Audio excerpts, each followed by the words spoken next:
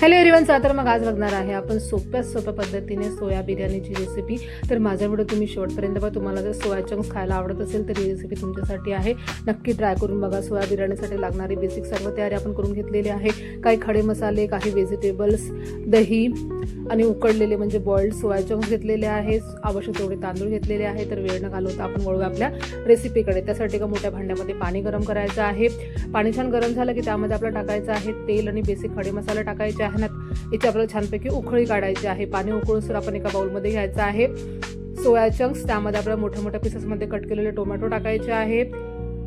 सोबतच आपण टाकणार आहे हळद, तिखट, धनापूड, चवीनुसार मीठ टाकायचं आहे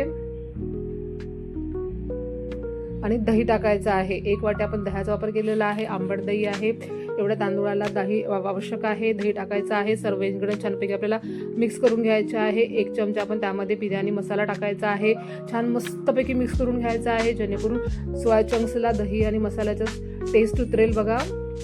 छान मिक्स करायचं आहे। सोबतच यामध्ये टाकणार आहे आपण 1 चमचा साखर। दह्याचा वापर केला आहे तर टेस्ट बॅलन्ससाठी साखर आवश्यक आहे। तुम्हाला जर टाकायचं नसेल तुम्ही स्किप करू शकता, पण टाकलं तर खूप चांगलं होईल, टेस्ट मस्त बॅलन्स होते। आता सर्व मिक्स करायचं आहे आणि झाकण ठेवून आपण 10-15 मिनिटांसाठी याला मॅरिनेट करायला ठेवणार आहे। इकडे पाणी पण आपलं छान उकळलं होतं, त्यामध्ये आपण मीठ टाकायचं आहे आणि धुतलेला तांदूळ टाकायचा आहे। मी तांदूळ भिजत घातला नव्हता, धुतलेला डायरेक्ट धुवून मी तांदूळ पाण्यामध्ये टाकणार आहे आणि त्याला 1 वेळा हलवणार आहे आणि मंद आचेवर तांदूळ शिजवणार आहे। तर आपल्याला तांदूळ वारंवार हलवायचं नाही आहे, जेणेकरून आपला तांदूळ जो आहे ते तुटला पाहिजे याची आपल्याला काळजी घ्यायची आहे। तांदूळ शिजवतो एका साईडला मी तेल गरम केले, त्यामध्ये मी मोठ्या मोठ्या पीसेसमध्ये बटाटे तळून घेतले आहे। तळलेला जो बटाटा आहे ते मी मॅरिनेट केलेल्या सोया चंक्समध्ये काढून घेणार आहे। सोबतच मी शिमला मिर्च पण तळून घेणार आहे। तुम्हाला या व्यतिरिक्त दुसरे कुठले व्हेजिटेबल्स टाकायचे असेल तुम्ही टाकू शकता। आता आपलं मॅरिनेट केलेले सोयाबीन्स, तळलेले व्हेजिटेबल्स आणि बॉइल्ड राईस तयार झालेला आहे। तर आपण आता वळूया आपल्या बिर्याणीकडे, मेन प्रोसिजरकडे। तर एका मोठ्या भांड्यामध्ये आपल्याला तेल घ्यायचं आहे। तेल छान गरम होऊ द्यायचं आहे। तेल गरम झालं की त्यामध्ये आपल्याला थोडंसं जिरं, मोहरी घालायचं आहे। जिरं मोहरी छान तडतडला गेले की त्यामध्ये आपण बारीक पातळ कट केलेला कांदा टाकायचा आहे। आता याला छान शिजवून घ्यायचं आहे। कांदा छान नरम झाला की यामध्ये आपण टाकणार आहे आलं लसूणची पेस्ट टाकायची आहे। आपल्याला मस्त कांदा परतून घ्यायचा आहे, आलं लसूणची पेस्ट टाकायची आहे।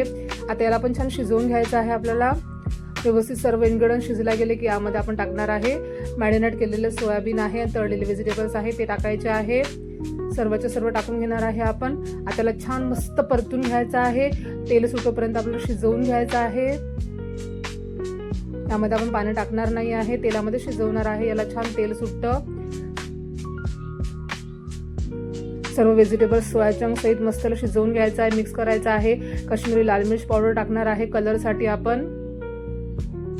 मस्त मिक्स करायचं आहे, तेल सुटोपर्यंत शिजवायचं आहे। बाकी ते सुंदर असा कलर आलेला आहे। आता आपण भाजी हलवणार नाही आहे।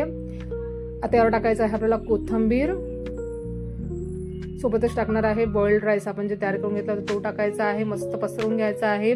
भाजीवर गॅसची फ्लेम आपल्याला कमी करायची आहे।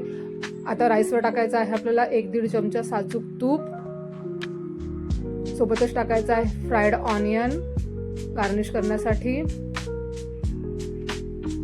आणि मस्त कोथिंबीर टाकायची आहे। झाकण ठेवायचं आहे आणि त्याला मस्त वाफ काढायची आहे। आपलं तूप व्यवस्थित मेल्ट झालं पाहिजे। कमीत कमी 5 मिनिटांसाठी आपण याची वाफ काढणार आहे। जे व्हिडिओ करायचं मी विसरून गेली होती, त्यामुळे मी तुम्हाला दाखवू शकत नाही आहे। आणि गरमागरम बिर्याणी जी आहे ते आपल्याला सर्व करायची आहे। तुम्हाला माझी आजची रेसिपी नक्कीच आवडली असेल तर माझ्याला लाईक करा, शेअर करा, कमेंट करा आणि माझ्या चॅनलला भरपूर सपोर्ट करा। नवीन असेल तर चॅनलला सबस्क्राईब करा। भेटू नेक्स्ट व्हिडिओमध्ये। Take care.